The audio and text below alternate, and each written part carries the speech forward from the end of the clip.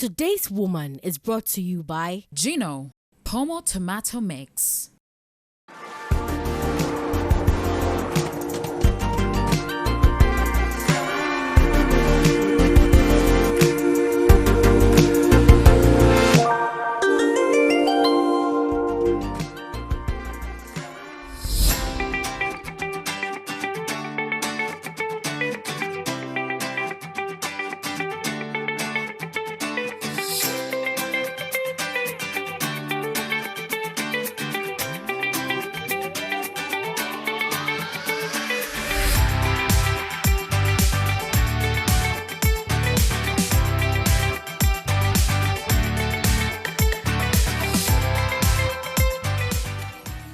Every October, we're reminded that breast cancer awareness saves lives. But behind the pink ribbons and campaigns are real women, real families, and real battles fought with courage. Today's episode, I'm dedicating to a great friend of mine called Maxine, who I've known for many years. She's been battling breast cancer for 22 years, and by God's grace, she is in some form of remission and is about to celebrate her 60th birthday. So please say a prayer for her. On tonight's episode, I'm also speaking to a woman who is a great friend. Her story reminds us that early detection, faith, and community can make all the difference. She's a breast cancer survivor whose courage and journey remind us that early detection and hope truly save lives. Good evening, my dear viewers, and a very warm welcome to the Today's Woman Show. My name is Audrey. The Today's Woman Show is brought to you by Gino Tomato Mix, Onion and Pepper Mix, Jollof Mix. Gino truly cares. SO Aesthetics, So You, So Beautiful for my makeup, and my beautiful dress by Bio. To set the tone for today's episode, please allow me to share my thoughts on inspiration for others, turning personal pain into public service and empowerment. Some of the most powerful movements and missions are born from personal pain. When we take what's broke us and use it to build something that uplifts others, we transform suffering into strength and purpose. True empowerment often begins in the quiet moments of struggle, when we decide that our story will not end in defeat, but evolve into a source of healing for others. Those who turn pain into purpose remind us that vulnerability is not weakness. It is the birthplace of empathy, resilience, and change. Inspiration, then, is not about perfection. It's about courage. The courage to rise, to share, and to serve. Because when one person transforms their pain into power, it lights the path for countless others to do the same. Do stay tuned. More after the break.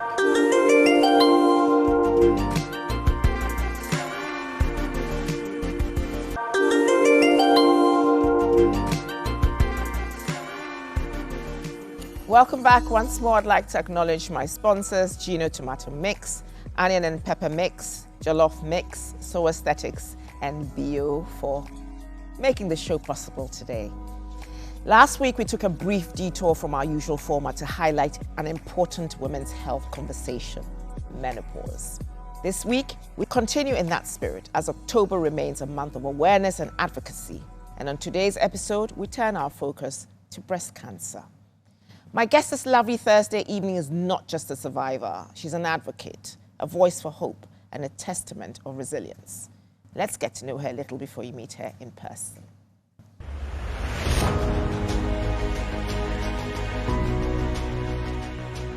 Juliette Mills-Lutterodt, a mother, wife, philanthropist, and the dynamic force behind the House of Jewels. Each brand not only reflects her creativity and drive, but also contributes a portion of its profits to her foundation, Pink for Africa. After surviving breast cancer, Juliette turned her journey into purpose. 17 years in remission, she continues to champion awareness, support, and empowerment for women across Africa. Her foundation, Pink for Africa, sparked a mission to ensure African women everywhere have access to information, early detection, and care. Since 2010, Pink for Africa has reached over 850,000 women across the continent, creating awareness and supporting treatment for those in need. Through partnerships with major hospitals in Ghana, including Kolebu, Komfanoche, Cape Coast, Takrady, and Bolgatanga. The foundation has donated breast prosthetics to hundreds of women and provided over $320,000 worth in medical assistance. Today, Juliette stands as a beacon of hope, redefining survival through compassion, strength, and purpose. Her story reminds us all that courage can heal, purpose can inspire, and one woman's voice can transform countless lives. Viewers, all beautifully dressed in pink, is Juliette Mills-Lutterodt. Pink for Pink October. Hi, my dear. How are you? Good to Have a see you. seat, have a seat. Do you wear pink every day? No, In October. only in October. Only in October? Well, sorry, in Yes. October you try to represent pink. Absolutely. That's so wonderful. Absolutely. Now you have to take us to the beginning, your journey. Sure. Your journey. When was it a routine exam? Was it you feeling a lump? Your husband maybe feeling one? What took you to the doctors? Routine. I turned 40 and my doctor said, part of your insurance routine, you need a mammogram. So I went in. I actually played with it a bit. He called me and summoned me in. So I went in and my left breast passed, but my right breast did not. They said the tissue was a bit dense. So I went back in for an ultrasound and they called me back for an MRI. The technician made a mistake and checked the left. And the tumor was found in the left. So it wasn't the left that had passed, had a tumor in it. So is that they made a mistake? So they went back because now they wanted to be clear that the right was fine. And they found 3 areas, 2 in the left and 1 in the right. So they wanted to be sure that none of them were cancerous. So I had 3 biopsies done. And on the left, they needed to do an MRI guided biopsy because the human hand didn't feel it, but the MRI caught it. So the MRI had to do the biopsy. So here's you walking into an age where life begins, as we Yes, say. at 40. And then you're being told that you have these tumors. How did you take the news? When I went into the doctor's office, it was Valentine's Day. My husband was away. He was traveling with work. And I actually had the flu. So I fixed myself up and rolled in. I don't remember the drive back. I really don't. My youngest son was 9. I have 3 sons. And I remember getting back home, crawling back into bed, and the whole world spinning. Literally, like, you hear the C word and you're human. You know others haven't survived. I had lost an aunt a few years down the line to ovarian cancer. So I knew that this is not good. Who was the first person you reached out to? My husband. And what was he? He was very quiet on the phone. George is very, he was very quiet on the phone, and I think the fact that he was away was very tough for him, I'm sure. So I remember literally just telling him, listen, when you get home, we have to talk about this and see where we're going. I didn't want to show him it shook me because I knew he was away and that would not be good. And I always felt men don't handle bad news very well. So when he came home, the kids came in and out of my room as they got back from school, and to them, everything was normal. And then when George came in the next day, I believe, was when we sat down and said, listen, this is what it is, and where do we go from here? By then, I had calmed myself down. I'd gotten up that morning and started to read and done some research. I knew I wanted a second opinion because the initial doctor wanted to do a lumpectomy right away because of the type of cancer that it was. And I knew I should look at the other side and what the issues were there, needed to do biopsies there. And on my second opinion with a female doctor, she advised I should remove the entire breast. So how did the journey progress? So on the advice of removing the entire breast, which was kind of where I was leaning anyway, because again, I'm done having my children. The breasts are not necessarily in the best of shape. So what a fair trade. You take one, you give me 2 brand new ones. Exactly. I had to put a spin on it and make myself feel that this journey would not be so bad and that it was Was okay. there a family history? No, I was the first. There was a family history of cancer. So I'd had an uncle who had passed from a throat cancer. I had an aunt who had passed from ovarian, but breast, no. So mine was actually, I did some testing that came back as more environmental. And I was a hairstylist at the time. I was at the peak of my career, running 2 hair salons, working Fashion Week, traveling, teaching, loving my life. And this happened. Toxicity. So, we're reading now with all of the relaxers and all of the different chemicals that Black women are subjected to has some repercussions. Do you truly believe they do? I think they do to a certain extent, but I think that our diet, our stress levels, there's a lot more than just what we absorb in terms of hair products. But I think lifestyle is one of them. I think stress is one of them. And I think just our environment. I believe, our environment is a big part. So what was the journey to healing like? For me, a journey to healing took about 2 years to complete. In between, I tried to work a little to just get distracted from, the process. Because my tumors were caught early, I didn't need radiation. So it was not even one tumor, it was tumors. It was tumors, but one was cancerous. Okay. So because it was caught, the cancerous one was caught early, I was able to, and also I opted for a mastectomy rather than a lumpectomy. I didn't need radiation.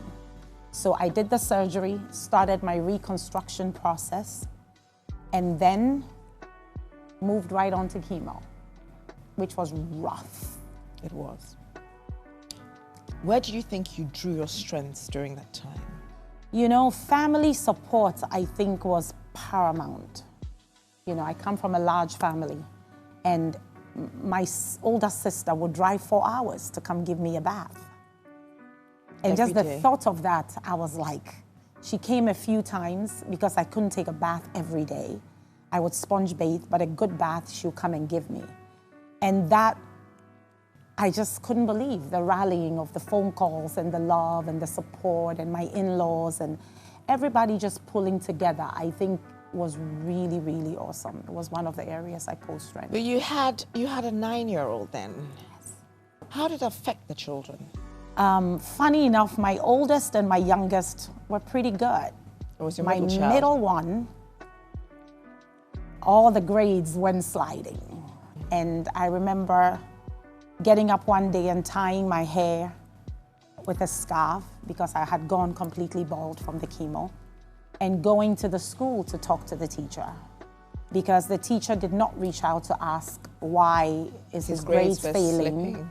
And I thought it was very important for her to find out this was not, he was not a top straight A student, but he wasn't failing. So we needed that attention. And when she saw me, now she understood. And I said, it was just a phone call away. I could have told you there's something going on. So I think that, but Henry took it. He would come home from school and come straight into my bed and crawl up with me.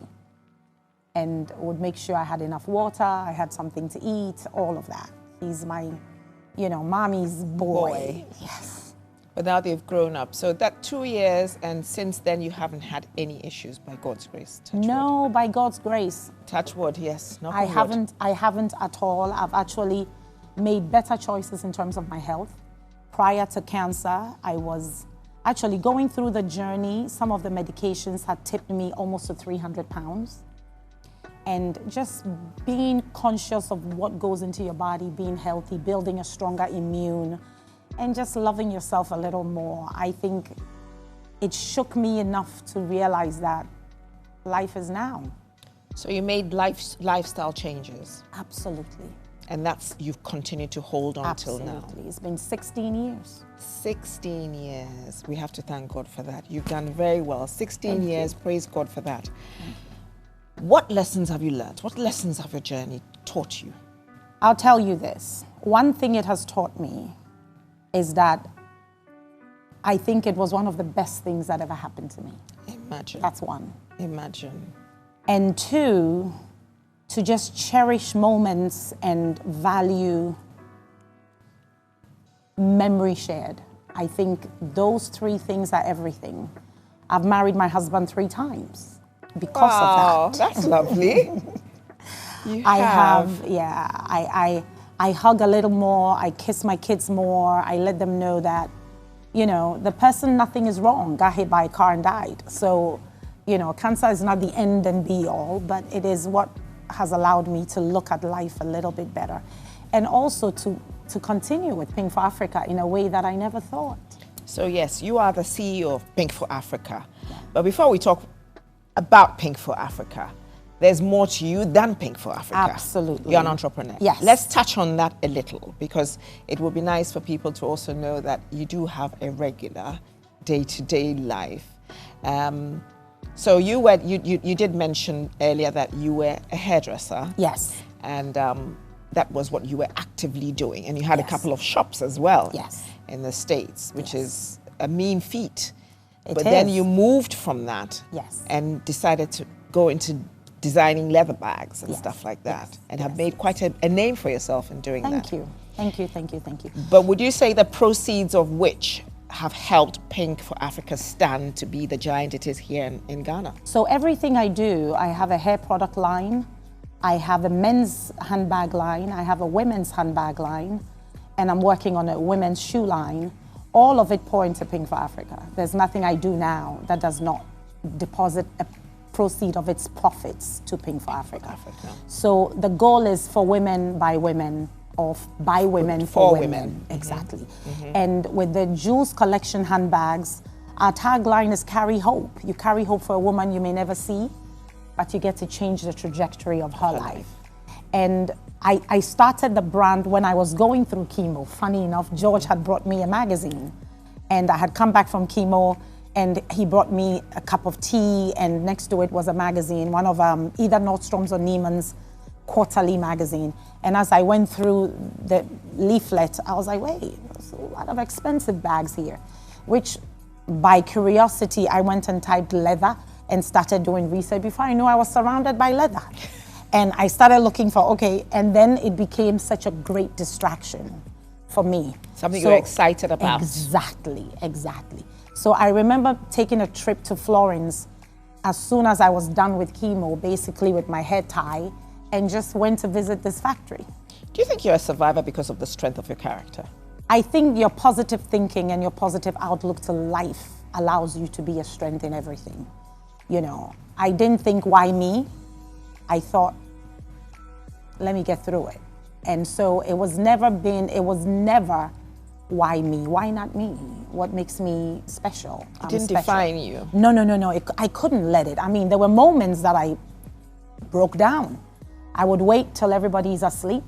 I'm a household of boys and men. You can't fall apart. They need to see mama strong. Mm. So I remember there'll be times when I would fall apart. I'll have conversations with God, and I will literally feel a sad energy or spirit. I will open my front door and tell it, you gotta go. Seriously? You don't live here. And I will slam the door. Wow. Bam! You fought. I will fight to stay in that positive place. Because I knew I showed up to chemo in style. I was bald with a red lip, with a yellow hat. And I would always come in with a box of chocolates for everybody going through chemo. I would try to do things that will always give me a little bit of an edge. On my way back from chemo, sometimes I'll stop in the shop and say hello to my staff and whoever the clients were there to say, I'm good, I'm great. Can I feel somebody's hair? And then I'll go home. Mm. So my staff support was amazing during that time as well. So yes, courage and that positiveness is very important. Let's talk about Pink for Africa. It was obviously came about after your journey. How has that been? And how did it start actually? How did it start and how has it been? You know, it started with my launch for the handbags. The gentleman who interviewed me asked me if I did not live in Ghana, will I be alive? And that stayed with me. I was like, wow, what kind of question is that? And then I started to do a bit of research on breast cancer in Ghana. At the time, 14 years ago, 15 years ago, it was there. We were creating awareness, but it was nowhere near where we are now. And then I read some statistics, and I read just that women in the outer circles of Accra, there wasn't much reach. I was born in Keta Hospital. I mean, really. My hometown. Exactly. So for me, it was about, I'm a village girl. I was born here. For the first 2-3 months, these old ladies gave me baths, and everybody showed up to help my mother. So I needed to reach out a little bit more. So that's exactly what we did. And we poured into communities that otherwise were not. Then it started with education. And the following year people came up and said, listen, you showed up here, you educated. Now I'm diagnosed, I need help. You know, George, my husband, and I always threw a great party. We figured, why not us turn the party into a fundraiser? And we started to raise money. And this year, we raised over $30,000. Oh, that's a good one. And that's a good we one. come and pour. Now we serve 7 hospitals, 2 of which we serve on a monthly basis. We're about to add 1 more this year, and we're going to keep growing. What do you think is being done about, you know, there's a fear. Somebody says people are not Stigma. going to, there's stigma, the fear. What do you think needs to be done, or what do you think is being done to raise the awareness even further, even more than it is at the moment? You know, for a country that is very much rooted in God, we need to try and remove fear out of all these diseases that affect us and share our stories more to empower ourselves. Because if we know the history behind our mothers and grandmothers of what has happened in terms of breast cancer, I think it will remove the fear and the stigmas. There's too many stigmas. And Pink for Africa is making every effort to share my story and encourage other women to come forward. But women don't want to talk. Women just don't want to share their stories. I think we should encourage that. We should encourage it, make it like it's malaria. You can tell everybody, I got malaria. Because it's the breast doesn't mean that it is... It shouldn't be spoken about. It shouldn't. It shouldn't. So I think slowly removing the stigmas are important. Getting into communities, like I said, Accra does a good job, Kumasi does a good job. Outside of that... They're the big cities, aren't they? Yeah. Outside of that, we need to do more. So I hope your reach, for example, is bigger so that we can be able to change the narrative of some of these women. Yeah. So 14 years now since Pink for Africa has been going. How many patients do you think you've helped? Oh my God. I think we have served, I would say, across the 7 hospitals, at least 300 patients. Wow. At least. Of We've donated 600 prostheses. So that right there, I'm breaking it. I'm being very modest. Because most women is 1, very few are 2. 2, yes. Right? So I would say at least 300 people we have served. We've educated almost 1 million, and we've donated a little, almost $500,000 across the board from the time we started. Every October you move into Accra. Yes. And you spend the whole month. Yes. Going from region to region to region. In this 14 years, which story sticks out in your mind as being the most inspirational, and which would you say has been the saddest? Inspirational, I have to take it back to the lady we're honoring today. Maxine Chewa. Chewizi, you know. Beyond being my inspiration and my pin-up girl, you share your story in a way that is so heartfelt and so admirable. And be it good, be it a struggle, be it whatever, the good days, the bad days, you open yourself up wide and you share it. And I think that, to me, is everything. The saddest one was a woman I met. I had spoken in a church, in one of the EP churches in Keta. Okay. And a young man came up to me and said he would like me to come to his home to visit his sister, who they have been convincing to go see the doctor. When we pulled up to the house, I always say a prayer before I go in, because I think it's important to spiritually to be right, to know what to say to this person, and to leave good energy, good spirit, and then as I leave, not carry too much with me as well. So I said a quick prayer and walked in. The lady sat with a cloth around her. She was outside, and I sat next to her, and I asked her how she was doing. She didn't want the cameras there, so I took the cameras out, and I had a conversation with her. When she showed me, I broke down. Her entire breast had opened up. And the level of pain that she was in, she was a 40-year-old woman with 3 daughters. So she had gone to Kolebu much earlier on and was diagnosed and was told to come and remove the breast. She was probably in stage 2 by then. She left, never came back. She went to an herbalist. The herbalist mixed up different things. She put it on. It didn't work. By the time I met her, it was about 1.5 years into her diagnosis. And she was in so much pain. I sat with her for about maybe half an hour, 45 minutes, and she wasn't budging. There was no going to see the doctor. I was very sad when I went back into the car and I started to cry because I felt I had failed. I felt I had everything I had done with this woman had said.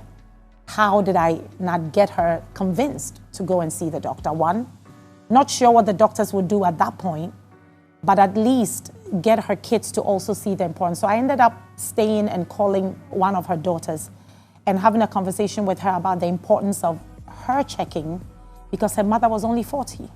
So when she turned 30, she needed to be very vigilant because 10 years prior to her mother's diagnosis, and also self-examine. I remember driving back just very broken and very sad about her, knowing she might not make it. And that was my toughest one. What do you think? What do you think a few of the myths of breast cancer is? We have, religion is so tough in that respect because we have some pastors who do the right things. They tell you, listen, we're praying for you. Go and see your doctor. Make sure you do what you need to do, what is important. And then you have those that will convince you not to go to the doctor, forgetting that, the doctor was created by God as well. So you have that space where people are so afraid that they lean on their faith and then do not act quickly. I think that for me is such a gray area, and I really want to encourage our pastors who do that to please be very careful because you're taking lives away and you have women who are in their most vulnerable state. And breast cancer is not just for women. I mean, it also happens there's to a men. percentage. Yeah, Beyonce's father was one of the, he's a breast cancer survivor and talks about it very openly. So it's important for us to understand. I've met men in Kolebu who Pink for Africa has helped, who were diagnosed. So it's important for us to understand that it's not just women, but men do get it. And we need to not do that. We need to let our women understand that early detection is key, is why I'm here. My tumors were caught early, and that's why I'm in front of you today. So it's important. What are the signs one should be looking for? So the early stages of breast cancer has no sign. There are some tumors that are not even felt. They're not detected. Remember, mine... Like yours wasn't exactly. seen. So I think that, self-examination is key. We teach from age 12. As long as a young girl starts to develop, we show you 1 week after your period is perfect. With your 4 fingers, go in and take your time. Take a mirror, look at your breast, make sure that there is no discoloration, there is the skin symmetry. One is not extremely larger than the other.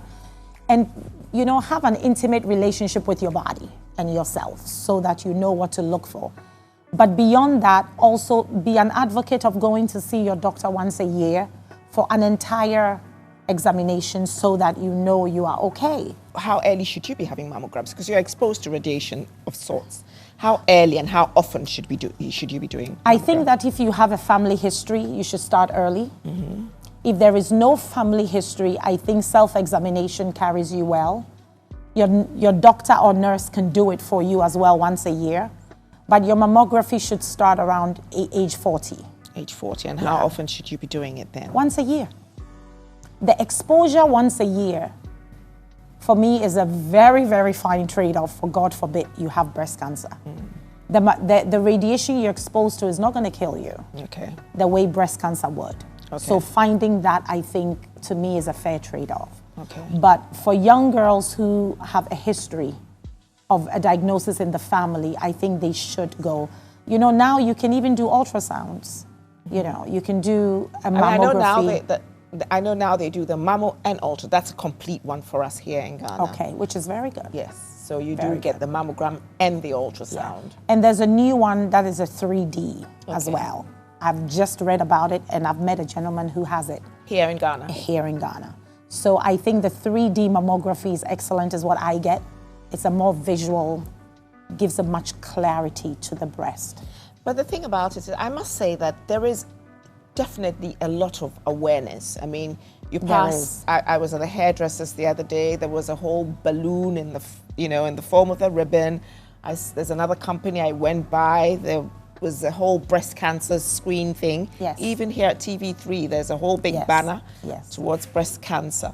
What's the survival rate currently? So survival rates currently outside of Ghana, at least where I'm from, where I live, is 98%. No kidding. It used to be 95, and when Biden was in office, he approved a medication that carried it to 98%. In Ghana, 50% survive the first 5 years. Then the numbers go down significantly after that. What is it that we need to be doing? I mean, we can't compete with the West, but what can we do better to ensure that we do bring that figure up? Great question. You know, I think that the health support in terms of our government should be better. I think we should increase the support that a woman gets. Remember, we talk about breast cancer, but there's ovarian, there is other forms of cancer as well. When you say support, what kind of support are you talking about? Financial, because our women are showing up so late that the cost to keep our lives intact is much more. So allowing the drugs that need to be, to carry us through. A lot of women, the government pays to a point, and then organizations like me step in and also support. We stretch our monies so far, and you're looking at a banana seller. If you tell her your cost is, let's say, $300 for a chemo cycle, it's not realistic. So she's gonna go look at the alternative of the herbs, knowing full well that's not going to help her. By the time she comes back a year after, it's far too gone. So I think that when our ladies show up early stages, we should be vigilant, and our healthcare system should really step up for this disease, because it is the #1 killer in Ghana for women. Seriously? It is. It's gone past heart. Breast cancer is now the #1 killer for breast cancer. So what programs do you have lined up for Pink for October? I'm so just looking at you and just thinking, oh my goodness. We take so much for granted, but we do. I like what you said. You said you're grateful for the journey. I think maybe you needed to go through the journey to be who you are today, to be able to save the lives that you're saving, or to offer the support that you are offering right now. So considering a patient who's gone through her treatment, by God's grace, is in remission, how do you advise them for the aftercare, post-cancer? What kind of life must they be expecting? I think that what's great is we talked about lifestyle, and we talked about that I had changed my lifestyle. I remember right after chemo, I waited for about a couple of months, and then I started a vegan diet to start to cleanse my system of all the medications that had gone through me, because I didn't look right. When you are on chemo, your skin texture is different. Your body just doesn't feel like yours. So I went through that journey for about 9 months personally, and I didn't eat meat. I was a total vegan. I cleaned up my system, and I was on about 100 pills a day. During cancer or post-cancer? No, after, post. Was that meant to keep the cancer away or what? It was meant to clean my system out of all of the medications that I had been through. And those 100 after pills chemo. were what, vitamins? They were natural vitamins, different vitamins that I took. So I went to see... a naturopath? Yes, but she was also a physician who had added the naturopath, a homeopathic, to her practice. I flew all the way to Texas, Houston, Texas, and had a 2-day session with this doctor who put me through a series of tests. She said, don't tell me anything, I will tell you what your body's going through.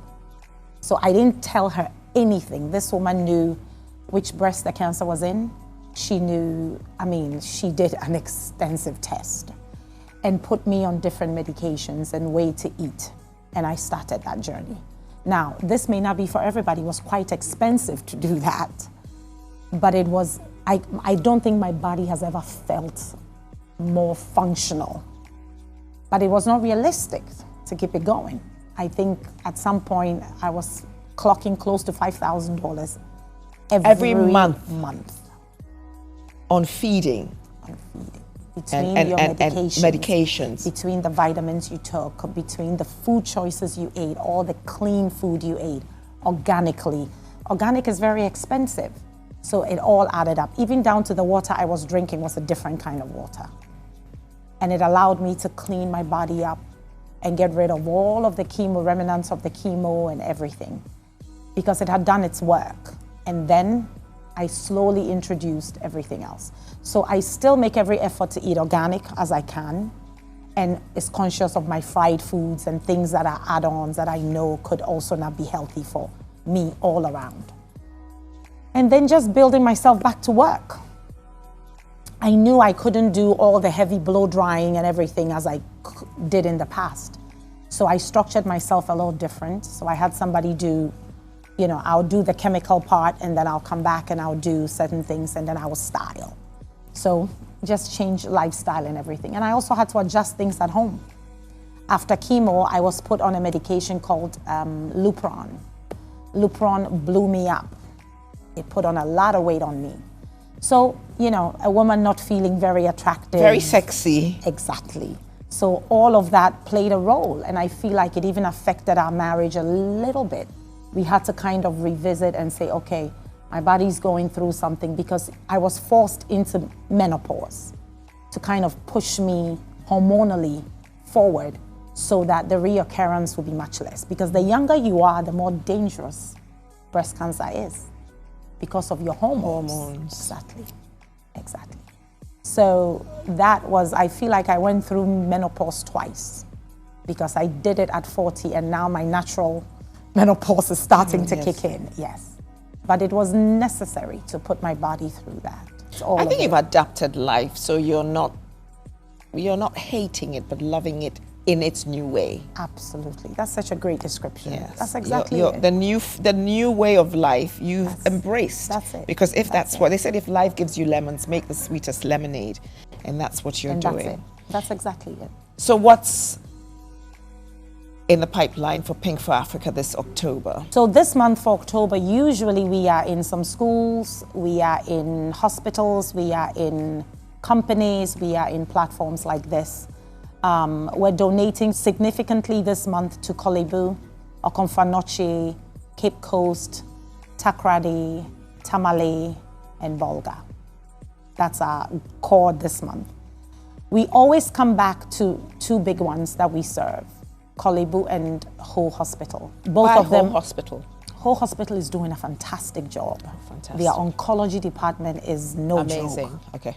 Amazing. And they don't have the overwhelming flow that Kolebu and Okomfanoche has. Okay. So it's actually a pretty good place to go. Okay. If you can afford to move and live there, if you financially strapped, it's a good place to go. Okay. So we're able to serve there as well on a monthly basis. Okay. We want to add Kumasi to that so that we can serve on a monthly basis as well. So to our donors who pour into us monthly, believe me, your money is going to do the work. So this October, we are going to be serving the 7 hospitals we serve, which is all the government hospitals. We always donate a little bit heavy in October. Okay. For more of a photo op. Okay. But we're there to also show support throughout the year. We have 500 prostheses that we're donating this year. Wow. So we're very excited. If we're not able to donate all of it, I go and do the donation myself. I don't leave anything with a hospital. Okay. So I measure the women, I put it in their hands, I show them how to do it. And that for me is very important, for them to see that I've been through it and I'm here to say, I see you, I acknowledge you. Some of the women would do a little dance and say now they've come back on the road because they feel, they're using cloth. So they can be They're very stuffing their bras. Yeah. Some of them use. I remember meeting a woman who had a padlock inside a foam because she needed it to feel like the weight. Wow. So here we are with prosthetic breast that has a nipple. We have a left, we have a right, we have different sizes. And the smile on their faces is amazing. Do you know, if people only realize that the best joy is serving others, the fulfillment you get from that, seeing the smile on somebody's face, the world would be a much better place. Thank you for coming and sitting with me. Thank you so much. By the way, I love the pink. I've got mine in support. Listen, I in see solidarity. That. Listen, that's what's up. But your pink is a nicer and bigger one. But I'm not letting you go yet because obviously I got a little activity for you, which you're just going to teach us all how to feel and go around feeling the lumps. Because sometimes they say, do you feel a lump? And I'm like, I'm not quite sure what I'm supposed to be feeling, how I'm supposed to be feeling it. So it's always a medical practitioner who does it for me. But yes, so that we know exactly what to be expecting. Excellent. So viewers, we're going to go for a commercial break. And when we come back, Juliette is still with us. And this time around, we're going to be playing with plastic boobies. Don't go away.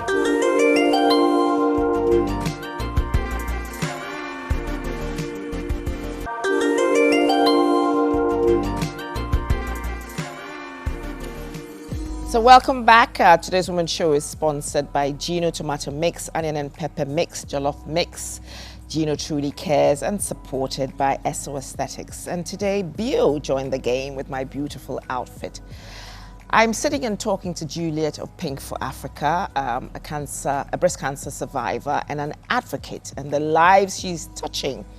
If you're tuned in earlier, you'd have heard her story, but she's still here with us. She's about to demonstrate how we do our self-breast examination and what to be looking for, how the lumps feel like. I mean, there is a prosthetic breast here in the studio, and if all boobs were like that, we should really be able to go around and feel, but she'll talk to us about it now. So Juliette, over to you.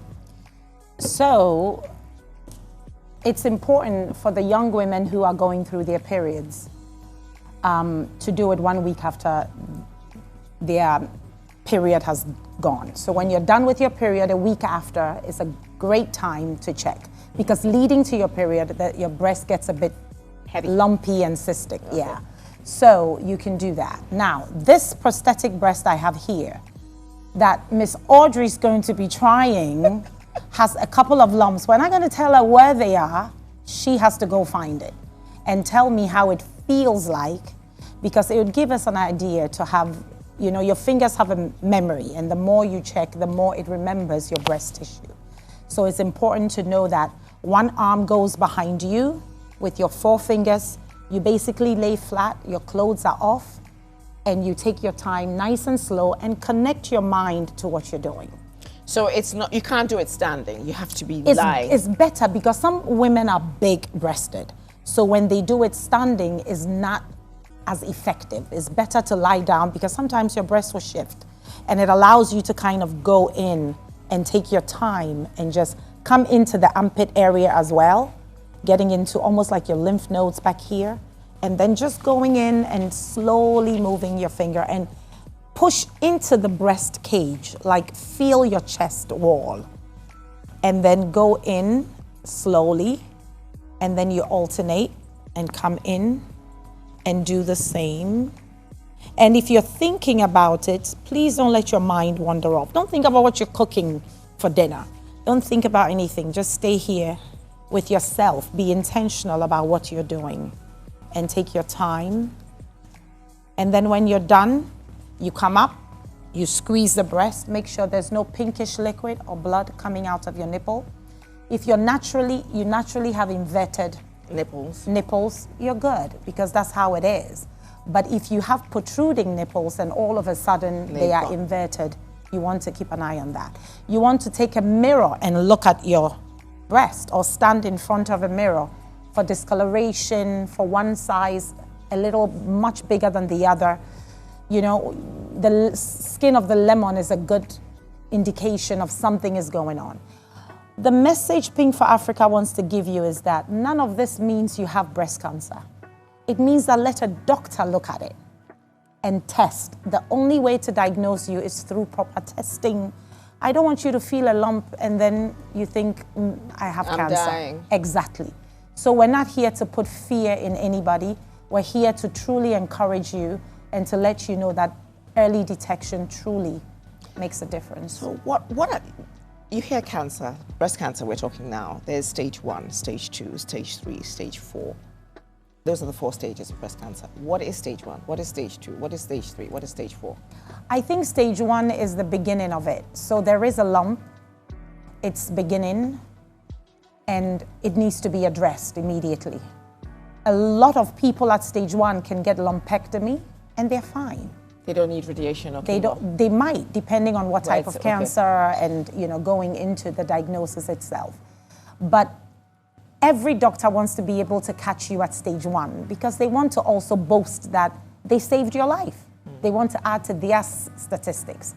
So I think that that is key. Going into stage 2, stage 3 does not mean there's no hope for you. It means that it needs to be addressed immediately. Stage 4 means it's a little far too gone. It may have spread into other areas. They want to be sure that it is contained. If it is in certain parts of your breast and it's contained, curing it or removing the entire breast is key. There was a woman I ran into in Kumasi, Mampokwa. Mampokwa was diagnosed at 40 and they removed the breast completely. I'm talking about, when I ran into her, she was 89. So this woman had lived 49 years. She was 40. She was 40. And you saw her at 89. At 89. 49 years she had lived because she made the choice to remove the breast completely. So I think it is so important, early detection being the key. I want to, lucky for me. Mampokwa was living in Ghana 49 years ago and had a total mastectomy and is still alive. Then there is something to be said about our authorities. They know what they're doing. No, they're trying.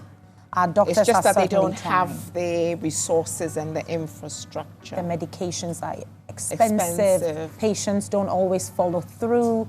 They start their chemo midstream. They give up. They don't come back. There was a woman who said to me, Madam, I know you've paid for my chemo, but I don't have transport to go to the hospital. Seriously? Seriously.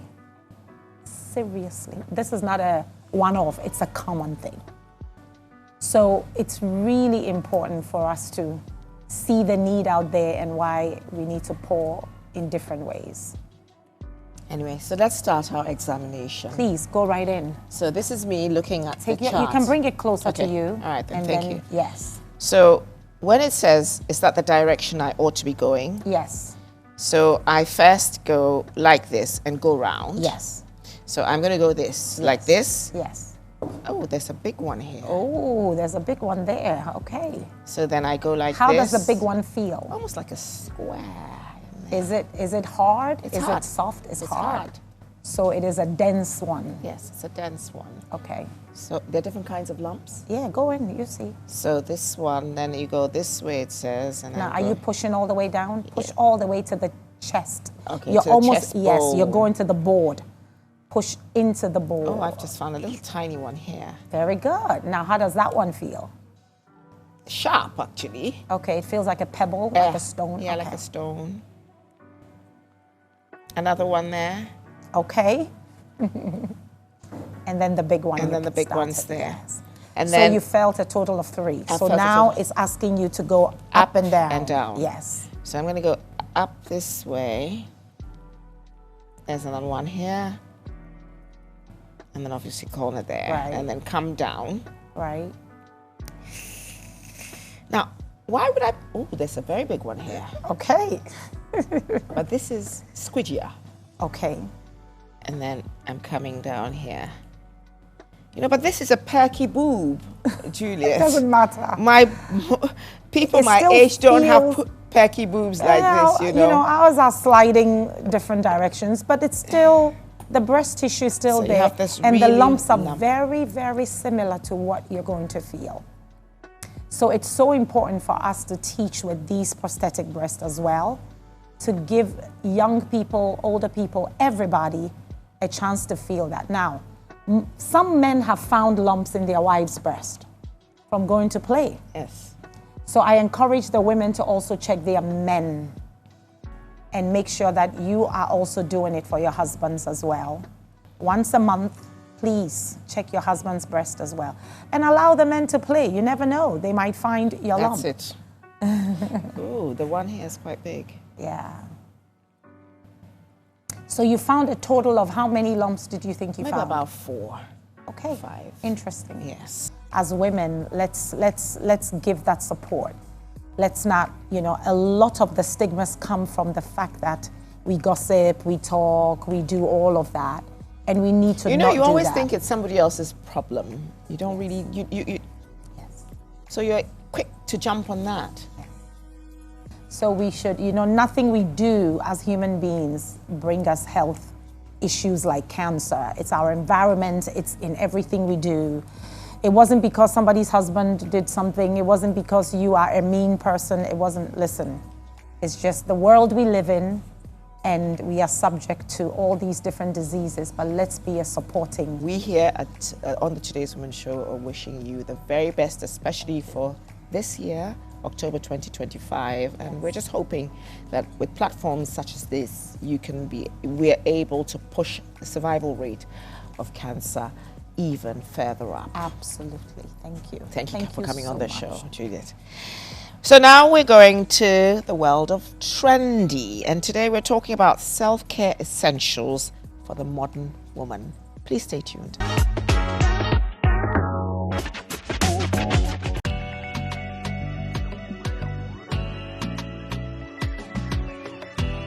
Self-care essentials for the modern woman. Ladies, let's be honest. In the rush to meet deadlines, care for our families, and chase our dreams, self-care often becomes the last thing on our list. But here's the truth. You can't pour from an empty cup. On this week's Trendy Women, we're talking self-care essentials for the modern woman. Simple, realistic ways to recharge your body, mind, and spirit. Step 1. Prioritize rest.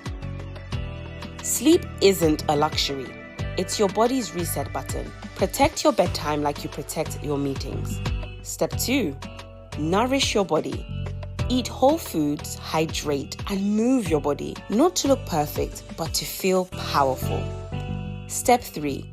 Set boundaries. Say no when you need to, and don't apologize for protecting your peace. Step 4. Indulge in little rituals. A morning walk, a skincare routine, a cup of tea.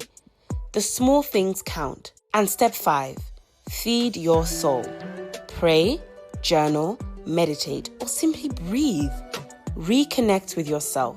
Because when you take care of you, everything else falls beautifully into place. Trendy Woman. Style, strength, and self-love redefined. Well, viewers, I hope you've enjoyed the last hour with me here on Today's Woman. Juliet's story reminds us that awareness isn't just about statistics. It's about stories of survival, strength, and second chances. As we mark Breast Cancer Awareness Month, may we remember, early detection saves lives, support brings healing, and hope never goes out of style. A huge thank you to Juliet for sharing light and courage with us today. And to our sponsors, Gino Tomato Mix, Onion and Pepper Mix, Jollof Mix, Gino Truly Cares, Esso Aesthetics, So You, So Beautiful, and Nate from Bio. Thank you so much for your support. Till next time, don't forget, you are called, you are chosen, you are Today's Woman.